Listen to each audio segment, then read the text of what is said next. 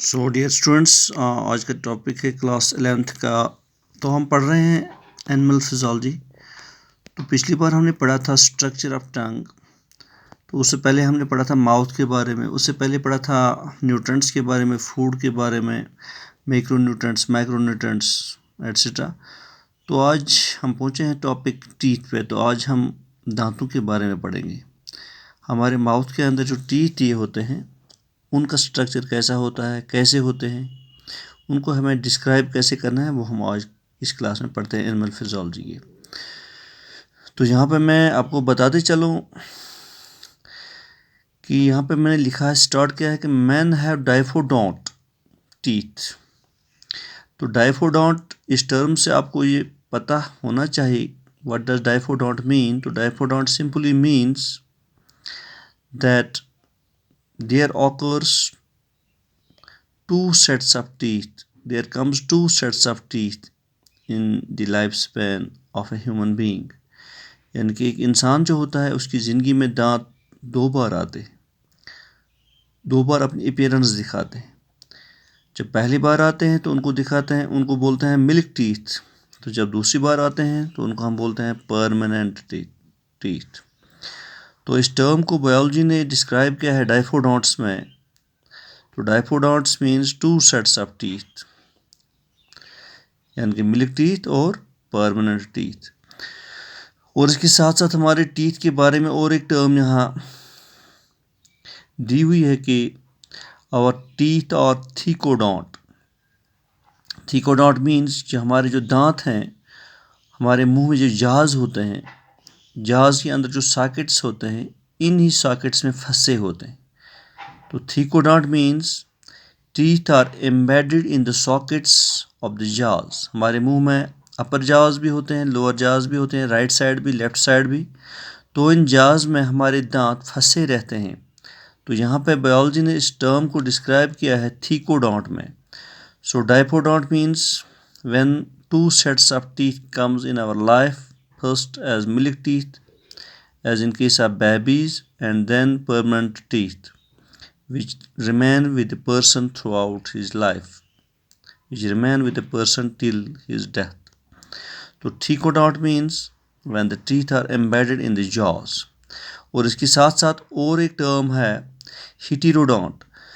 तो सिंपली आपको ये तीन चीज़ें याद रखनी, डाइफोडोंट, थीकोडोंट एंड हिटीरोडोंट। तो डाइफो मीन्स दो सेट्स आते हैं लाइफ में, मिल्क टीथ और परमानेंट टीथ। थीकोडोंट कि हमारे दांत जो होते हैं वो एम्बेडेड रहते हैं इन द सॉकेट्स ऑफ जाज। तो तीसरी टर्म हिटीरोडोंट मीन्स हमारे जो दांत होते हैं ये एक ही शेप के नहीं होते हैं, बल्कि they are of different types, यानी कि डिफरेंट टाइप्स के हमारे दांत होते हैं।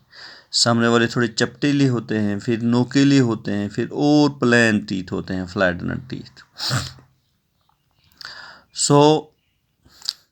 तो जो ह्यूमंस हैं इनमें चार किस्म के दांत होते हैं। तो नंबर 1 इंसर्स, जो सामने वाले होते हैं,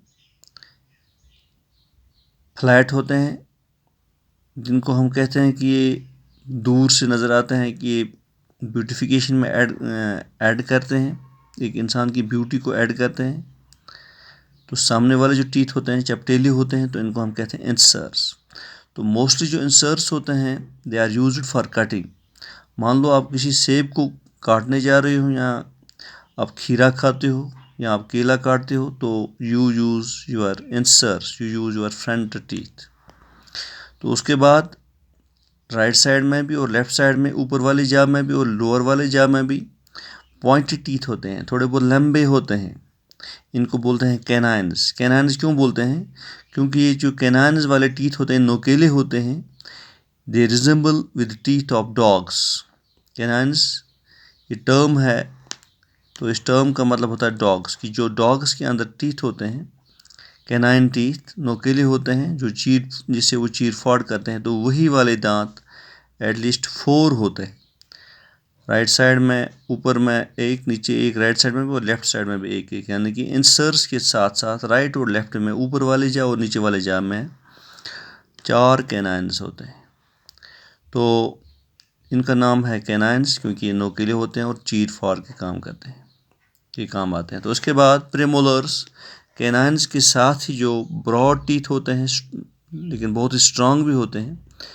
कुछ लोग इन दांतों से वॉलनट एट्सेट्रा बादाम वगैरह भी तोड़ते हैं, क्योंकि ये प्लेन भी होते हैं, ब्रॉड भी होते हैं, इन पे कोई चीज़ रह भी सकती है और स्ट्रांग भी होती है, तो इनको प्रीमोलर्स कहते हैं। तो उसके बाद जो पीछे वाले दांत होते हैं वो भी होते हैं इसी प्रीमोलर्स की शक्ल के, तो उनको कहते हैं मोलर्स। वो जो थर्ड मोलर होता है लास्ट पे आता है, एंड पे, तो इसको बोलते हैं विजडम टीथ। कहते हैं कि जब ये टीथ आता है तब इंसान में अकल एट इट्स फुल स्टेज होती है, अकल आती है, तब इंसान वाइज होता है, तो इसको इसलिए इसको कहते हैं wisdom teeth.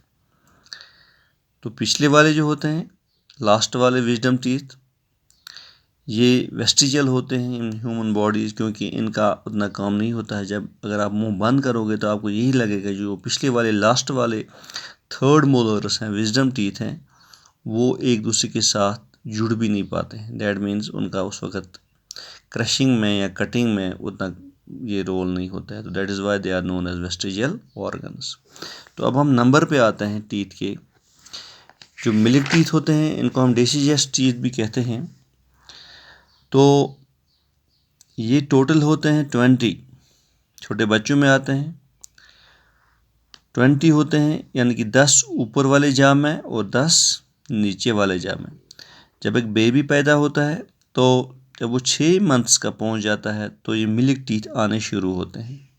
So the milk teeth start erupting at the age of 6 months in babies, और लाजमन अप टू 2 ईयर्स यानी कि 2 साल तक या 24 मंथ्स तक इन मिल्क टीथ को कंप्लीटली वहाँ पे आना होता है।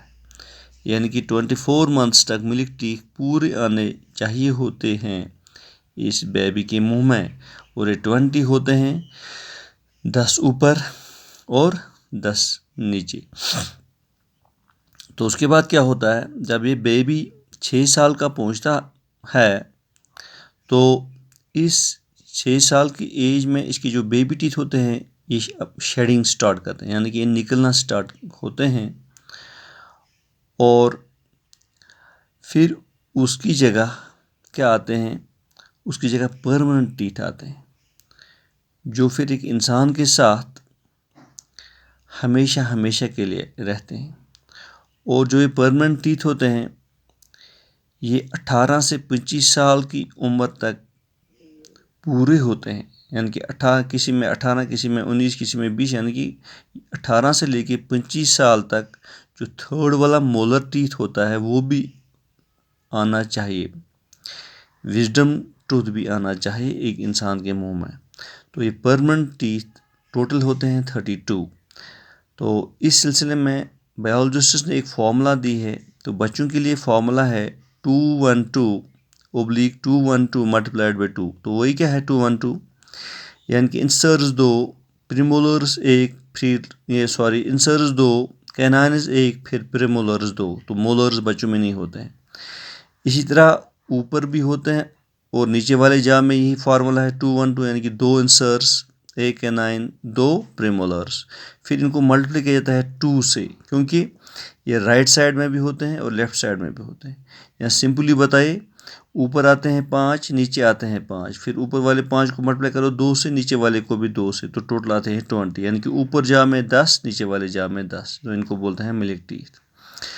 लेकिन जो बड़े होते हैं, इनमें जो परमानेंट टीथ होते हैं, इनका फार्मूला सेम ही है 212। आपको सिंपल याद रखना है, बेबीज में 212 डिवाइडेड बाई 212 मल्टीप्लाइड बाई 2, इसलिए एक्चुअली ये डिवाइड बाई नहीं है, ओब्लिक है। तो अडल्ट में आपको सिंपली याद रखना है 2123 ऐड करना है 1 3, तो 3 क्या है, वो है मोलर्स। तो सिंपली ओब्लिक 2123 मल्टीप्लाइड बाई 2 इज इक्वल टू 32, यानी कि ऊपर भी आते हैं कितने, 3 2 5 1 6 6 2 8, तो 8 को मल्टीप्लाई करो 2 से 16 आए, तो नीचे वाले जाम में भी आए 16, तो 16 16 32, तो ये हो गए परमानेंट टीथ। तो नीचे थोड़ी बहुत मैंने पिक्टोरिकल एक पिक्चर बनाई है, पिक्टोग्राफ बनाई है, कि इसमें मैं दिखाया है यहाँ पे आपको कि जो सामने वाले होते हैं ये थोड़े चपटीले होते हैं, इनको इंसर्स कहते हैं। फिर एक नोकीला होता है, कैनाइन होता है, फिर 2 होते हैं, इनको बोलते हैं प्रेमोलर्स। ये बच्चों में यहाँ तक आते हैं, प्रीमोलर्स तक। इसीलिए हम बोलते हैं 2 1 2, यानी कि 2 इंसर्स, 1 कैनाइन, फिर 2 प्रीमोलर्स। लेकिन जब इन बच्चों में 6 साल की उम्र में शेडिंग स्टार्ट होते है ये मिल्क टीथ की, फिर अडल्ट टीथ का आता है। तो अडल्ट टीथ में टोटल 32 आते हैं कंप्लीट। तो ये वाला कहलाता है last one wisdom teeth, third वाला मोलर टीथ। और इसको वेस्टिजियल ऑर्गन भी कहते हैं, क्योंकि उतना कटिंग या और क्रशिंग के काम नहीं आता है, तो इसको विजडम टीथ के नाम से जोड़ा गया है। तो ये 3 आते हैं फिर एडल्ट्स में, और ये लास्ट वाला आता है 18 से लेके 25 ईयर्स तक। तो यहाँ तक फिर कंप्लीट होता है। तो बड़े में 2 1 2 3, यानी कि 2 इंसर्स, 1 कैनाइन, 2 प्रीमोलर्स और 3 मोलर्स। इसी तरह ये एक ही जा है, ये एक साइड भी है तो ये दूसरे साइड भी है। तो नीचे से इसी तरह इंसर्स, कैनाइन्स, प्रीमोलर्स, मोलर्स। इसीलिए 2 1 2 3 ऊपर, फिर 2 1 2 3 नीचे, फिर मल्टीप्लाई किया गया 2 से, क्योंकि ये 2 जाज का दिया होता है। तो टोटल आएंगे बड़ों में 32 और छोटों में 20। तो होप स्टूडेंट्स आपने आज का टॉपिक अच्छी तरह से समझ लिया होगा। Take care, have a good day, thanks for being with me.